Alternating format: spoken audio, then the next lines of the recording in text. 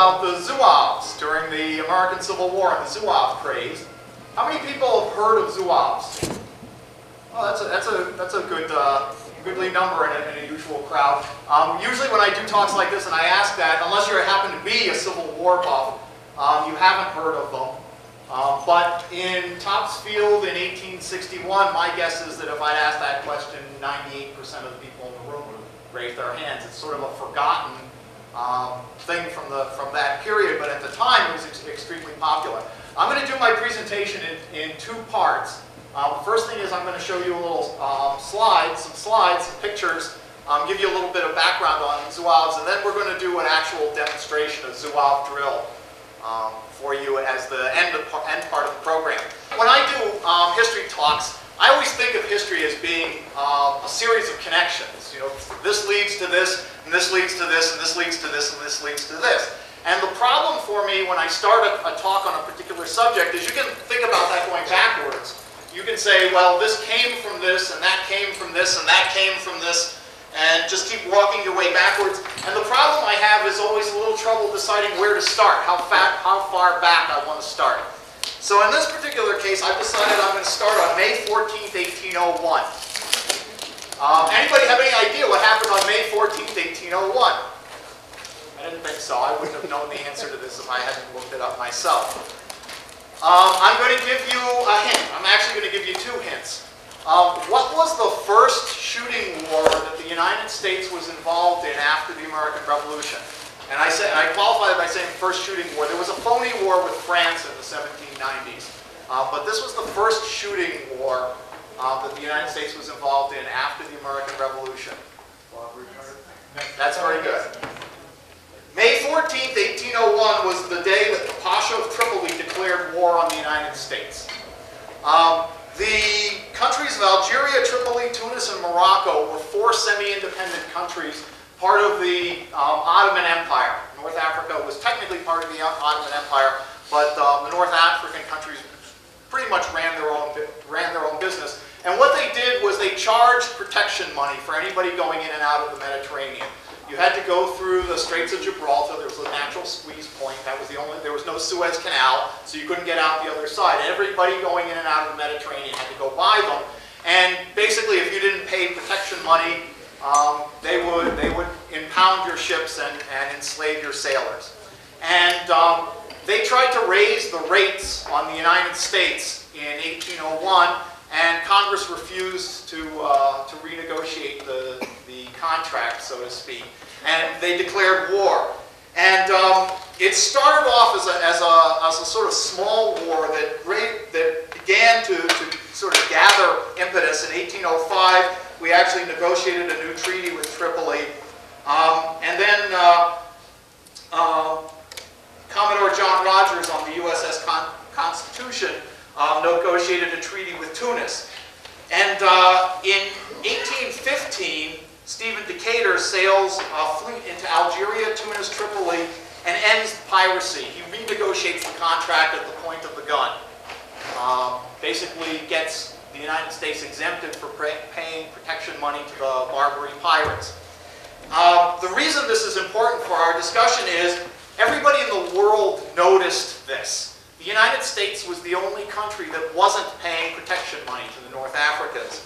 And the French specifically took exception to this. They obviously had a coast in the Mediterranean that's directly facing North Africa.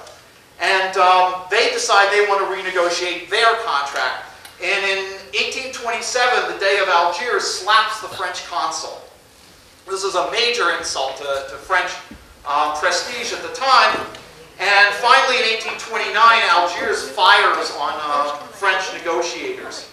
So in June of 1830, France invades Algeria. And this is the beginning of the French colony in Algeria. July 5th, 1830, they capture Algiers and they expel the dead. The reason this is important for us is that the French army recruited native Algerians into their forces during this war in 1830. And specifically, they recruited members of the Zouave tribe. And the French mispronounced Zouave as Zouave. And not only did they recruit native Algerians into the French army at this point in time, they allowed them to wear their traditional uniforms, which were basically Turkish uniforms. And so this is what I am wearing right now. This is pretty much what the uniforms of the Turkish army looked like in the 1830s, and it's what the uniforms that the Zouazoua tribe wore when they were recruited into the French army. So one of the most distinctive features is the pants. These are not pantaloons. They actually don't have separate legs. They go it's a bag with two holes that my legs go out. They go straight across from knee to knee. There's no break between the legs. I'm wearing something called jambiers, these leather protectors up at the top of my calves here. These are to protect you from the gravel and rocks and thorns that are common in North Africa. I'm wearing a little vest instead of a shirt and a loose jacket over top of the vest.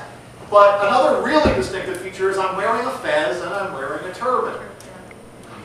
This uniform was so popular in the French army that after the war was over, when the 4 regiments that they had recruited in North Africa were moved back to France, they brought the uniform with them. And it was so popular that Frenchmen wanted to serve in these regiments. And they actually pushed all the native Algerians out. They actually started new regiments for the native Algerians because all the French wanted to be in the Zouave regiments. So by the late 1830s, there's 5 regiments of Zouaves in the French army. They're not in North Africa. They're not North Africans. They're Frenchmen. But they're wearing this type of Turkish uniform. They come to the attention of the rest of Europe during the Crimean War, and this relates back to Turkey. Turkey and Russia have a war in the early 1850s, 1854, 1855. Turkey and Russia go to war over a border dispute in northern Turkey, and all of Europe gets sucked into this war. Russia is a major power at a particular time. It's trying to extend its influence into Eastern Europe. This is perceived as a threat by the French, by the Germans, by the British even, and they come into the war on the side of the Turks against the Russians. And so the French send a couple regiments of Zouaves to the Crimea, and they are noted for their ferocity and their preference for cold steel in battle. This illustration is the Battle of Alma on the 20th of September, 1854. And what you see in this, to get my little pointer out, is the Russians were entrenched on top of a series of cliffs. And the French Zouaves, which you can see down in the bottom of the picture here, actually ran in full field equipment 4 miles, scaled the cliffs, and took the Russian positions at the point of the bayonet. And this was a major sensation in the newspapers of the time. So this is actually an illustration out of a contemporary newspaper. This put them on the front page. Who are these people in the strange clothes doing these incredible athletic feats? Well, this was a characteristic that carried over from the Algerians. The Algerian troops had been very ferocious and preferred cold steel over firepower. And the French decided, the French troops in these units carried this tradition with them. Next. This is storming the Redan at Sevastopol in 1854. The Crimean War was basically a giant siege. There were very few open battles during this particular war. Both sides, the terrain is very rough in the Crimea. There's a lot of cliffs and hills and things, and so both sides dug in up on top of these cliffs.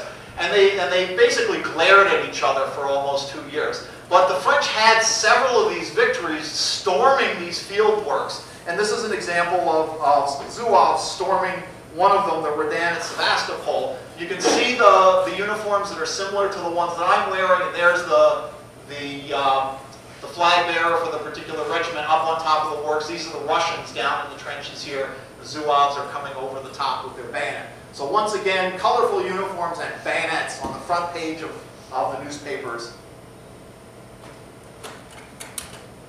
This is an illustration of what a French Zouave would look like. This is actually the 3rd Regiment of Zouaves. You can tell by the insignia on his canteen, 3Z there. They used crescents in their insignia, also copied from Turkish form. So he's wearing the baggy pants that I've got on, the jambiers that I've got on. He's got the jacket. He's a sergeant, so he's got 3 stripes on his shoulders. But another characteristic of the French army in general, and also the French in the Zouave's regiment is he has a pack on his back with a whole bunch of gear. The French traveled really heavy in their armies.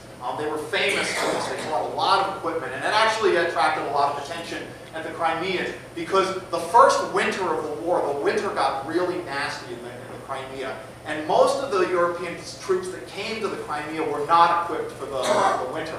The French were. They brought a whole bunch of stuff with them, and they actually did the best of any of the foreign regiments because of all this stuff. He's got a little tent. This is actually an innovation.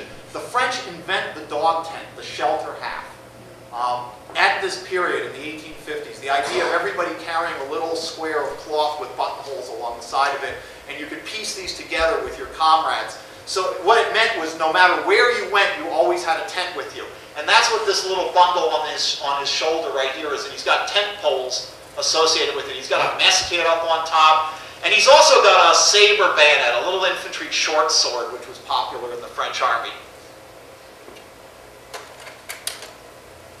Just to give you an idea of how this relates to Turkish uniforms, this is an illustration from a newspaper in Leipzig in 1876. The Russians and the Turks go back to war in the 1870s, and here are Cossacks, Cossack lancers on the right-hand side, and they're attacking Turkish troops. And you can see the uniforms that the Turks are wearing in this illustration are identical to what you just saw in that French uniform.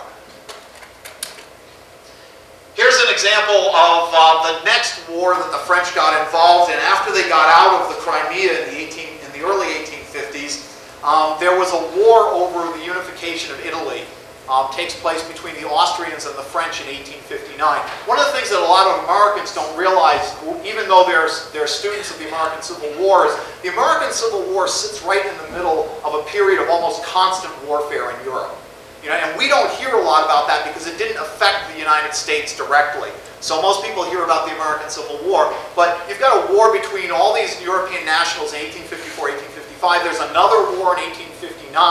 There's another war in 1864. There's another war in 1866. There's another war in 1870. There's major wars going on in Europe. And a lot of this is spilling over to the United States, even though we don't hear about it now. So in 1859, the Austrians, who had the peculiar characteristic of liking white battle uniforms, are on the right-hand side, and we've got an example of the second Zouaves capturing an Austrian battle flag, once again at the point of the bayonet. Very colorful. This is a contemporary postcard from 24th of June, 1859.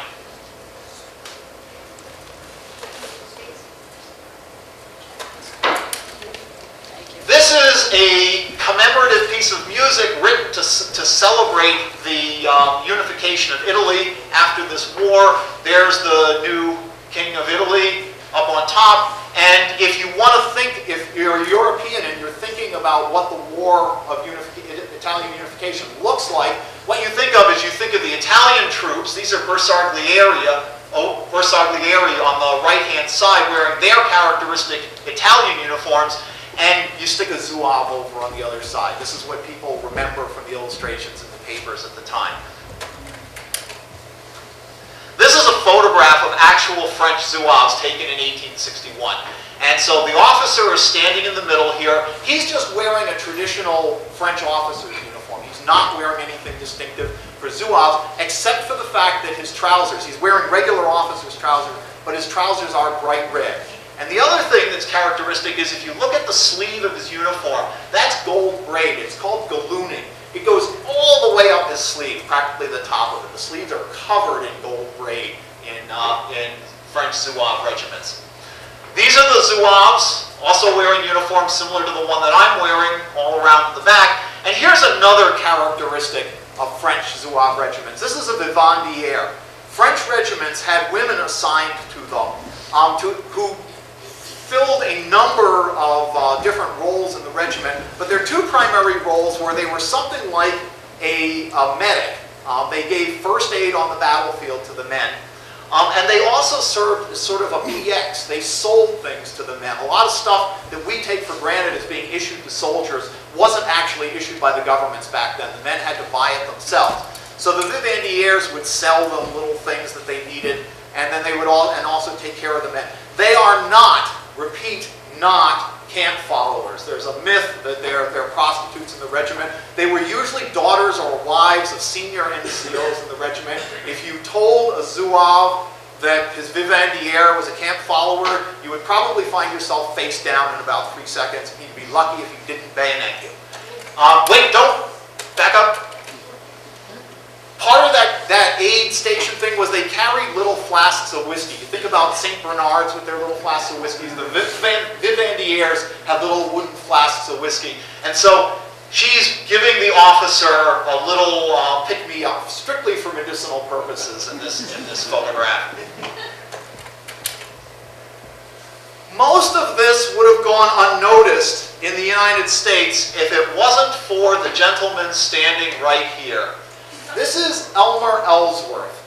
Elmer Ellsworth was the son of a middle-class family in upstate New York. He came from Mechanicsville, New York. And like a lot of people, a lot of young men at that time, he didn't see much opportunity in his hometown in the 1850s, so he did what everybody else did. He went west. He went to the frontier to look for work. Now, in the 1850s, the American frontier was the rough and tumble town of Chicago. And he started a patent solicitation business in Chicago, and I'll come back and talk about that again in a little bit, and about his business partners and things like this. But he also took fencing lessons, and his fencing instructor in Chicago was a gentleman who had served as a surgeon in a Zouave regiment in France during the Crimean War. And he filled his head with all these stories of gallantry from the Crimea.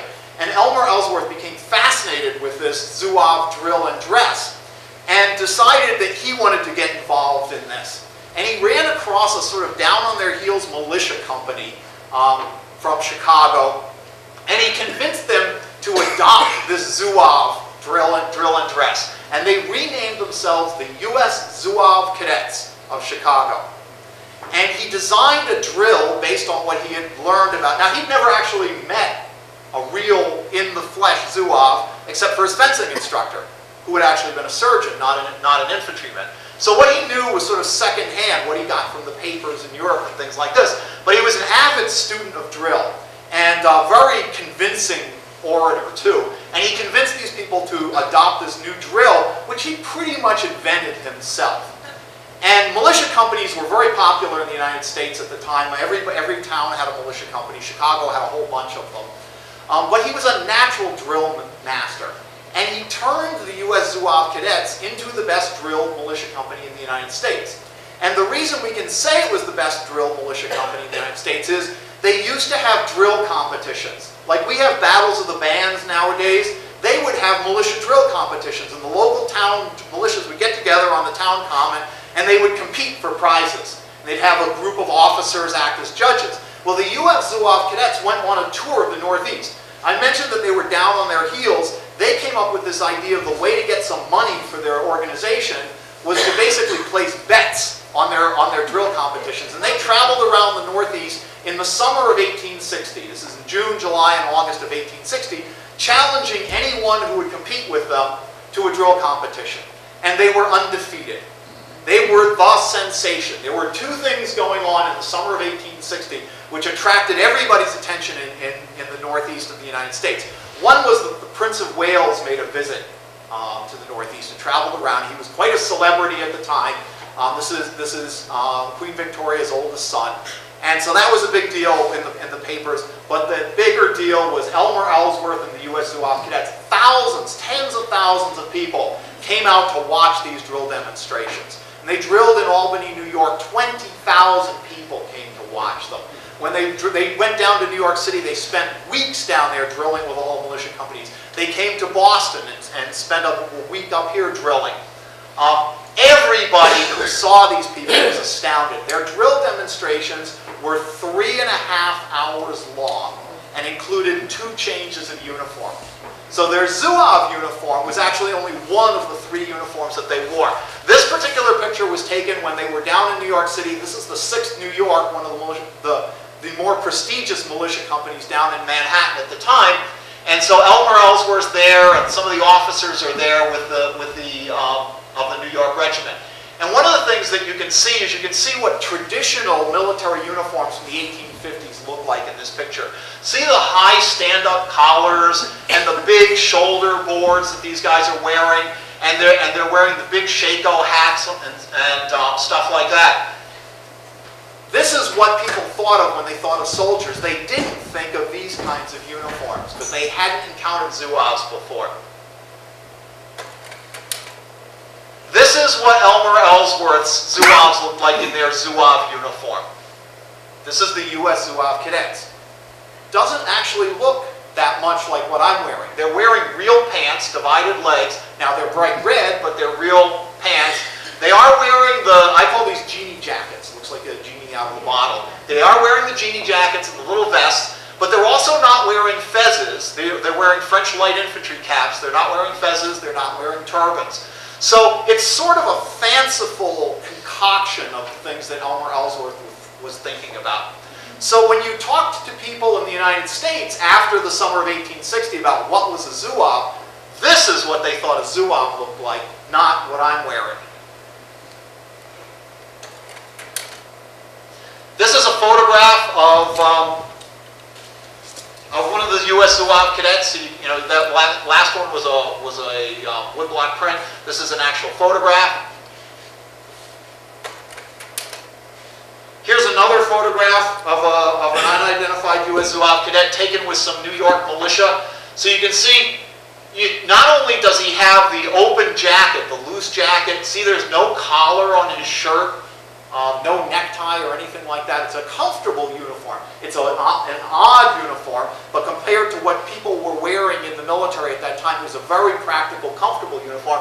But he's also got the swagger that goes with being a Zouave. And then these are the New York militia, and you see they're wearing the white cross belts. You know, this is something that people from the Revolutionary period would recognize. Big brass plates on the front, the hard shako helmets, the high collars, the tight pants. He's wearing these loose, baggy, comfortable pants. They're wearing these really tight, rigid, you know, this is wooden soldier dress. And that's the way people thought soldiers looked like. Now, I had mentioned Elmer Ellsworth and his patent solicitation business. This is Arthur Forrester Devereux.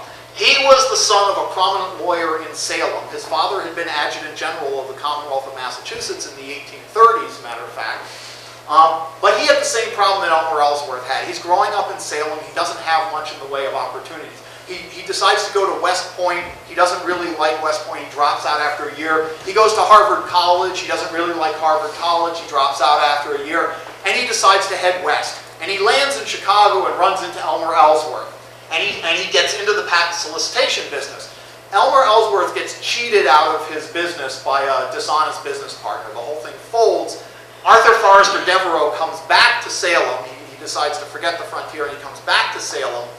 And he gets himself elected captain of the Salem Light Infantry, which is Company A of the 7th Massachusetts Volunteer Militia. His father had been a captain of the Salem Light Infantry in the 1830s too, before he became Adjutant General. So it's sort of, you know, a prestigious organization. He's a well-placed young man in town. He gets elected captain of this militia organization.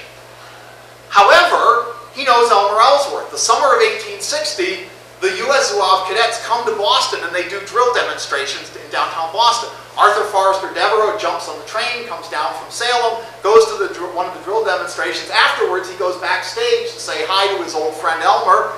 And Elmer says, I understand you're captain of a militia company up in Salem. How would you like the U.S. Zouave cadets to come to Salem and do a drill demonstration with you guys? Great. So they jump on the train up to Salem and they spend the night sleeping on the floor of the armory in Salem. The armory's not there anymore. This is an older armory. The one that's there now was built after this one was torn down. But they drew a drill demonstration for the Salem Light Infantry. Jump on the train back to Boston. They're off on their tour. But the young men in the Salem Light Infantry go to Arthur Forrester Devereux and they say, "We want to be like those guys. And we know that you know that drill."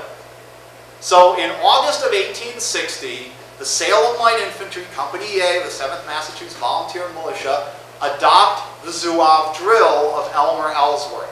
And they become the best drilled militia company in Massachusetts. they become the rage of the local militia for that reason. This is actually a photograph of Arthur Forrester Devereux after he serves the first 90 days of the Civil War with the Salem Light Infantry.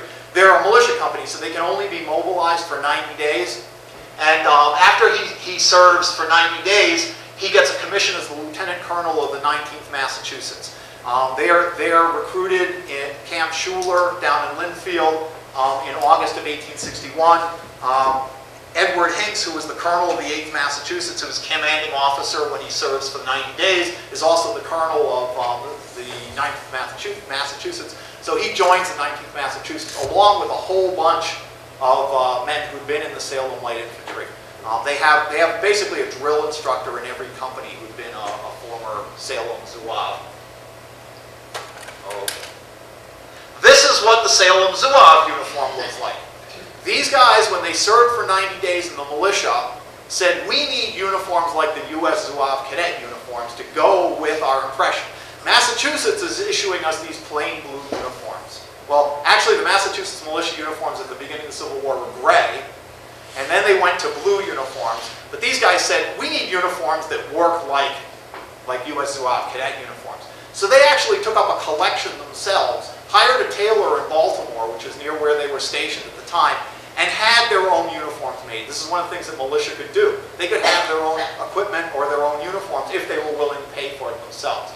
So this is a photograph taken down in Baltimore of a man in the Salem Zouaves. The only thing that's a little odd here is the pistol is a photographer's prop. They didn't have pistols. But it's copied from the U.S. Zouave cadet uniform, not from real Zouaves in France. So you see, he's got regular trousers. These are actually blue. They're not even. Well, we can show you. Mark, would you stand up for a second? We are fortunate in that there is a complete surviving U.S. Zouave, Salem Zouave uniform in the collection of the Peabody Essex Museum in Salem. And they were gracious enough to allow us to photograph and measure it, so we were able to make uniform copies of it. So you see it's blue trousers, it has a red stripe on, it does have the red sash, it does have the genie jacket with the special trim. So the chevrons are just trim, they don't indicate rank. You would have chevrons up higher. Matter of fact, the Salem Zouaves used gold braid for their corporal and sergeant's chevrons in their uniforms. And once again, it has a low collar on the vest, and he's wearing a light infantry cap, not a turban and a fez. Thank you, Mark. Next. So this is actually an illustration of somebody who served in the Salem Light Infantry, wearing the traditional, at that time, Massachusetts militia uniform. So this is actually a gray uniform with red braid on it and a gray cap. Next. This is my favorite picture in the slide presentation. The militia company was mobilized a number of times over the rest of the 19th century. They were mobilized for the Spanish-American War in 1898.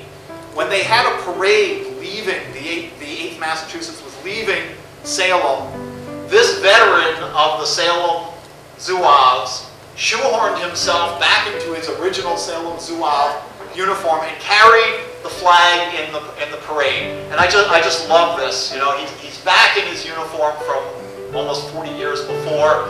He's still got his French-style imperial goatee.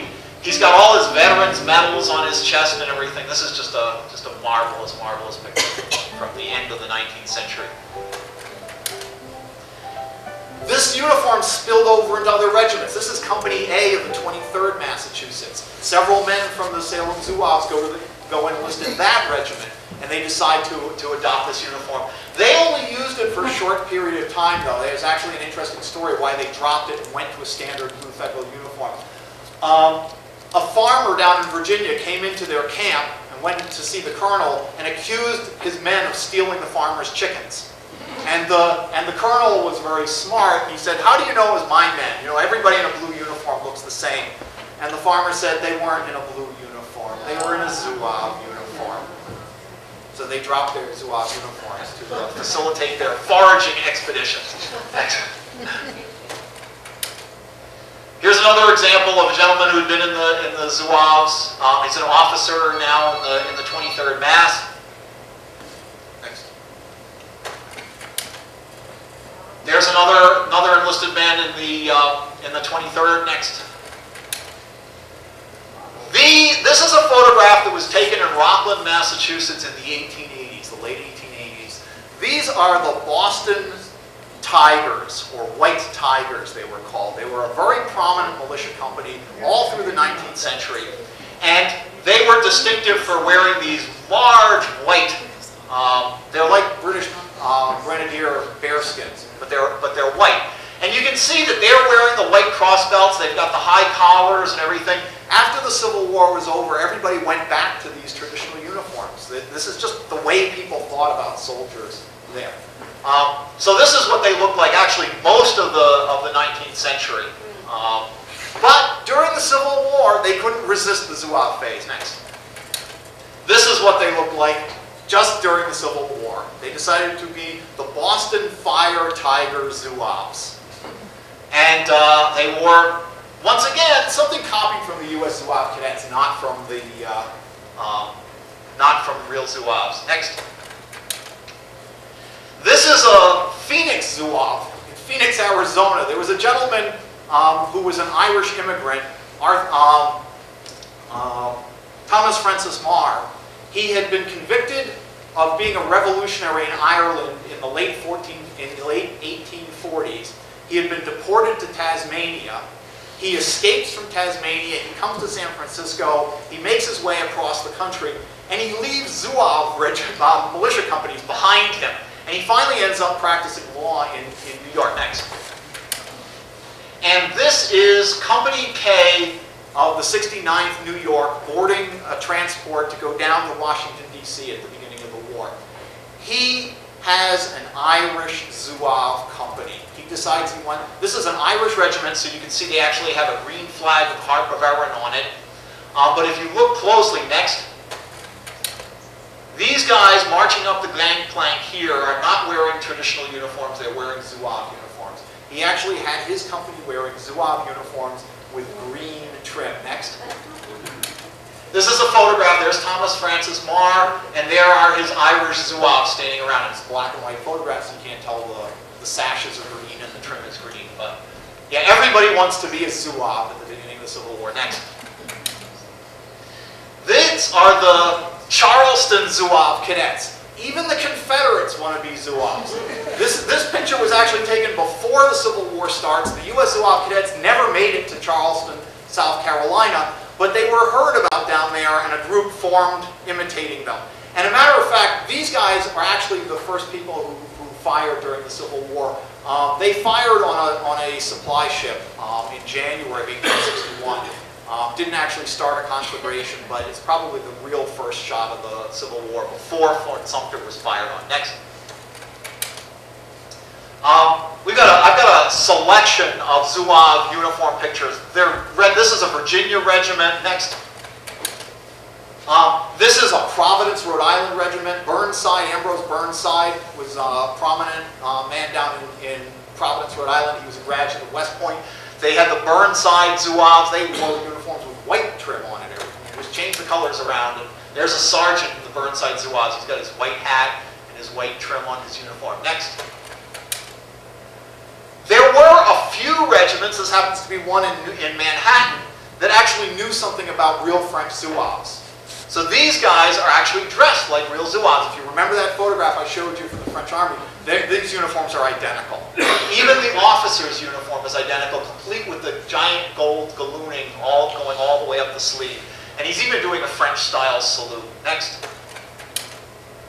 This is Rush Hawkins. He decides to recruit a regiment of Zouaves. This uniform has no relationship to anything that anybody else had ever seen. He invented this uniform out of whole cloth, literally. Next. That's the 9th New York. These are Confederate Zouaves at the beginning of the war from Louisiana. Next. I'm just going to bang through a bunch of pictures of different regiments. It gives you just an idea of how much variety there really is, since they're not actually copying anybody's uniform. Next. This is a photograph taken at Fort Pickering after the First Battle of Bull Run. Elmer Ellsworth came back to Manhattan at the beginning of the war and recruited a regiment of firemen. He thought firemen would make perfect light infantry. Back in the 1860s in New York City, fire companies were private companies. They weren't public servants. They were private companies, and they competed with each other. So what they would do is, if they heard there was a fire, all these different companies would rush to the site, and they'd negotiate deals with the insurance companies to put out the fire in the house. You know, to save some money for the insurance company, and they would frequently brawl with each other for the right to put out the fire. So they were tough, strong young men who were pretty much fearless.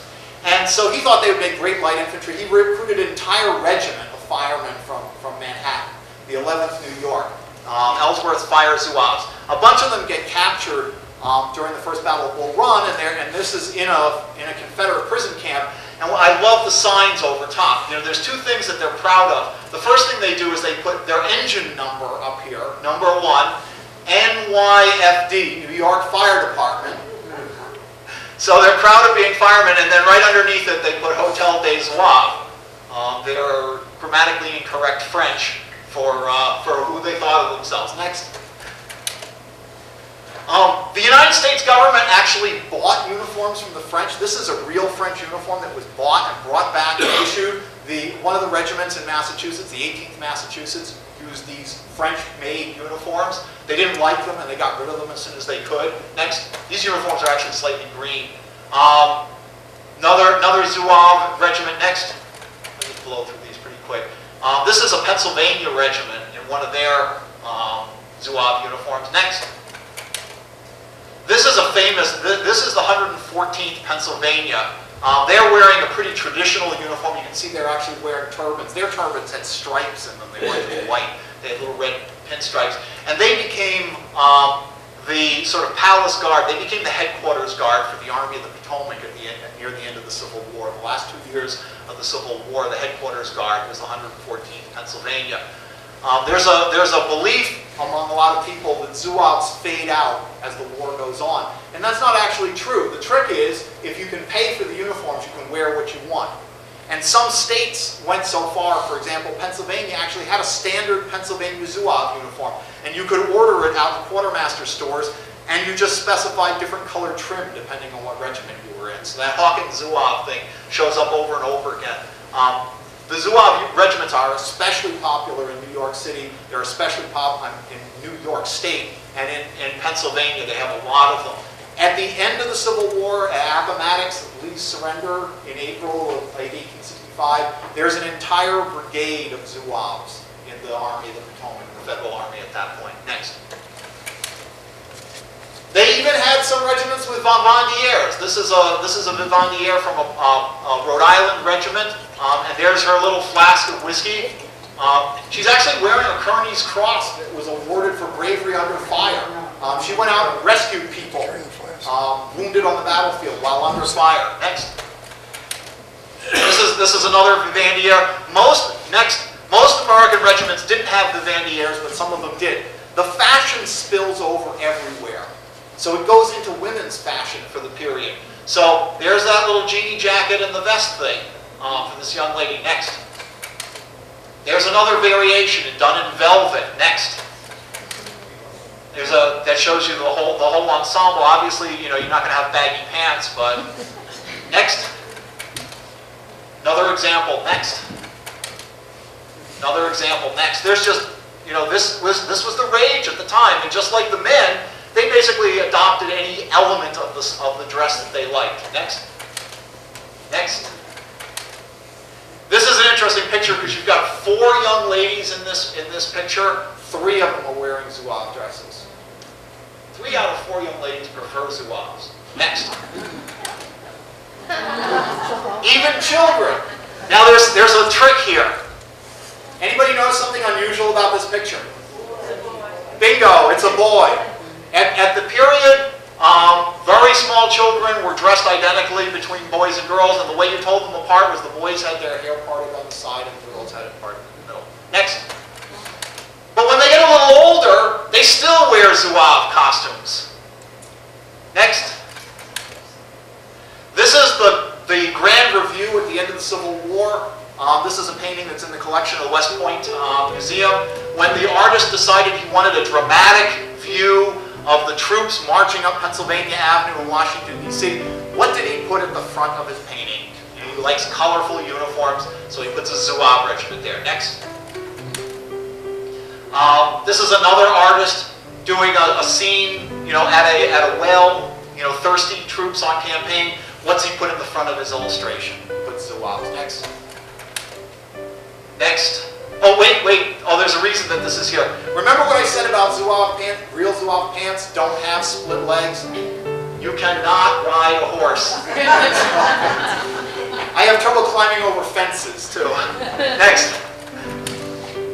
And this is another thing that they think about. I mentioned Elmer Ellsworth at the Zouave drill. If you're a Zouave, you have to do this fast light infantry drill. You have to do this quick, snappy drill that Elmer Ellsworth made popular. So when artists illustrate them, they don't show them doing sedate wooden soldier kind of marching like the rest of the soldiers doing. They're doing these quick marches. If you need to illustrate the quick march, you illustrate it with Zouaves. Next. More illustrations. This is a little fanciful. This is the traditional overcoat of French Zouaves. This is an illustration supposedly of American Zouaves. No American regiment was ever issued these talons, this French overcoat. But the artist knew about him and he stuck him in the picture anyway. Next. This is Winslow Homer, famous local artist. He does two famous pictures of uniforms in the 5th New York. The uniform I'm wearing is actually the 5th New York uniform. So this is that uniform. Next. These were both painted after the Civil War, by the way. He was a war correspondent artist during the war, and then after the war, when he was back in his studio, he did these paintings. Next. This is a patriotic postcard. People would have these things on their letters, on the outside of their letters. And what do you have in a Zouave? And it's a French Zouave. It's even got the little French light infantry, infantry sword here. There's no American soldiers that look like this, but that's what you still put on your patriotic stationery during the Civil War. Next. Young officer in a Zouave uniform. Boy, does he look young. Next. These are a couple of units from out west. Next. Give you weird variations. Look at the vests on these guys. Next. This is a really weird one. This is an Indiana regiment that combined Zouave uniforms with three-corner hats. Next.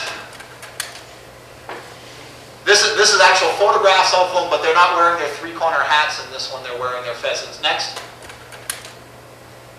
Just start putting decoration on your jackets. Make up something fun. Next. Next. These look like tulips, not like, they're supposed to be false pockets, but he didn't know. Next. I love this picture. This is an Indiana, yes, this is an Indiana regiment. They're wearing Zouave jackets, regular federal issue trousers, and cowboy hats. Next. These are actually captured Confederate Zouaves in a federal prison. Next. More Zouaves in the background. Next. Next. They're just everywhere. Next. This picture was taken in New York City in 1905. This is the 5th New York Veterans Association. These guys mustered out of service. They started a Veterans Association and they kept their Zouave uniforms. Zouave uniforms don't go away after the Civil War. They're popular throughout the end of the 19th century. They're less popular than they are during the Civil War, but a lot of people see these Veterans Associations, all the guys, they still have their little imperial beards all turned white. But a lot of people see organizations like this. There is actually still an organization running around today that wears Zouave uniforms. People just don't realize that there's Zouave uniforms. Anybody have an idea what it is? It's the Shriners. Next. These are what real Algerians in the French army look like. I mentioned this. They fought in the First World War still in their Algerian uniforms. This is a colorized photograph from the beginning of the First World War. But these are real Algerians. Next.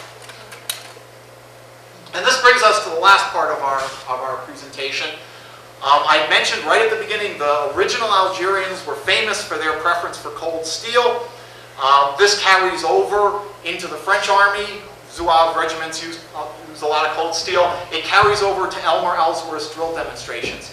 He demonstrates bayonet fencing. Bayonet fencing comes over to the United States from France. The French army was considered the premier army to advocate bayonet drill, and the U.S. Army translates French bayonet fencing manuals for the use of the U.S. Army.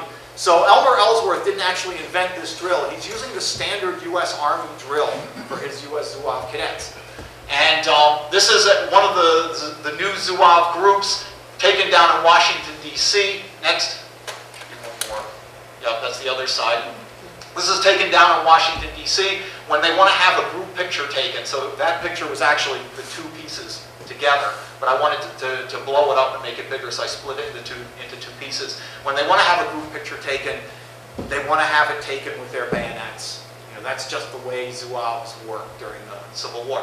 So what we are going to do is we're going to give you a brief demonstration of Elmer Ellsworth's drill, and we're going to show you the bayonet fencing that was practiced by Zouaves in the United States Army, and, matter of fact, the rest of the U.S. Army during the American Civil War. So if we can have the lights up, we're going to move over here. You can kill the projector. Squad. Shoulder. Arms. 1, 2. Right. Dress. Front. Fix. Bayonet. 1, 2, 3, 4, 5, 6. Shoulder. Arms. 1, 2, 3. Present. Arms. 1, 2. Shoulder. Arms. 1, 2. Right shoulder shift. Arms. 1, 2. Shoulder. Arms. 1, 2. Support. Arms. 1, 2, 3. Right shoulder shift. Arms. 1, 2, 3. Shoulder. Arms. 1, 2. Left shoulder shift. Arms. 1, 2, 3. Shoulder. Arms. 1, 2, 3. As skirmishers by the left flank, take intervals, double quick, march. Guard. 1, 2, salute. 1, 2, 1, 2, 1, 2, 1, 2, 1, 2. Thrust. Develop. Guard. Advance. Retreat. Advance. Leap to the rear. With the passade lunge. Guard. Lunge out. Retreat. Retreat. In cream parry. In second parry. Guard. In terce parry. In cart parry. In terce six parry. Guard. Lower the stock. Strike. Guard. You're kind of close to that wall. Left. Halt. Stop to the right. Strike. Develop. Guard. Right. Vault. Stop to the rear. Strike. Guard. In high terrace. Parry. In high cart. Parry. Guard. In second. In retreat. Parry. On the right. Shorten. Thrust. Guard. In terrace. In retreat. Parry. On the left. Shorten. Thrust. Develop. Guard. Shoulder. Arms. 1, 2. Assemble in the center. Double quick. March. Right. Dress. Front. Unfix. Bayonet. 1, 2, 3, 4, 5, 6. Shoulder. Arms. 1, 2, 3. Prepare to break ranks. Right. Face. 1. Arms. Port. 1. Break ranks. March.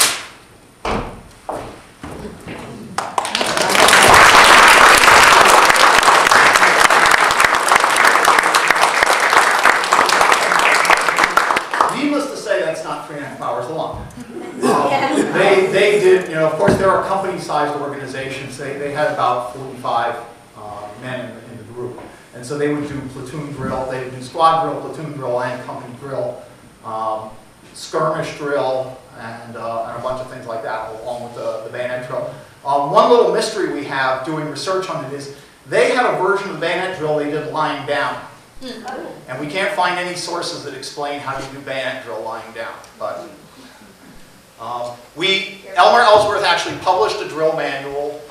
We have electronic copies of it, so we take our drill directly from his manuals. You'll notice that when we did the bayonet drill, the commands are partly in French. I mentioned that, you know, the French were considered the foremost exponents of bayonet fencing in a military scene. So the U.S. Army in 1851, actually they start the project in 1851, translates a French bayonet manual, and they leave parts of the commands in French. So the quadrants that we were talking about, things like that, are all French. They believe strongly in the ability to fight with bayonet, and it's an interesting problem for historians now looking back. And it was actually a problem for the people at the time. There was a big debate among professional soldiers whether a bayonet was an effective weapon. The United States Army tried to do away with bayonets in the 1880s. And they got into a big discussion about whether anybody actually used bayonets in combat. And you know, it's a tough question to answer, because what the Army did was they looked at the Surgeon General's reports from the Civil War, and they saw that the battlefield surgeons were reporting very few wounds from bayonets. And you've got two problems with that kind of information. You know, it's tough for us as military historians to go back and look at the records, because we have the same problem that they had, which is the surgeons aren't reporting many bayonet wounds. But there's two things about that, which is, first of all, do you actually have to bayonet somebody for the weapon to be effective? You know, if you read the accounts of the battles when people do bayonet charges, a bayonet charge is basically a giant game of chicken. You know, you've got two organizations with their bayonets fixed and they're coming together. It is very rare for them to actually meet. One side or the other is going to decide they don't want to play this game. You know, when you really think about what it means to come up this close to somebody, you know, when we're doing these attacks, that's a 10-inch, 12-inch movement of the weapon to make that attack. What that means is I've got to be so close to him that a 10-inch movement of my weapon strikes him. That means that he's so close to me that a 10-inch movement of his weapon strikes him. Strikes me. So, you know, do you really want to play that game? And that's part of the idea with bayonet drill and bayonet fencing, is that when two sides are coming together, the people who look like they know what they're doing are going to scare the people who don't look like they know what they're doing. You know, if you come around a tree on the skirmish line and you see somebody this close to you, you've got two choices. You know, one of them is you try to do something like this, and that's actually what a lot of soldiers who aren't trained will try to do, to club the person. Well, you start to go like this, and the guy that you're facing just goes like this. Maybe you're going to think a little bit about whether you're going to even close with him. The second thing is that they discovered when they actually went and analyzed the Surgeon General reports is that the surgeons were careful about identifying wounds if they knew the weapon that was making the wound. So they would only report bayonet wounds if they knew it was a bayonet wound.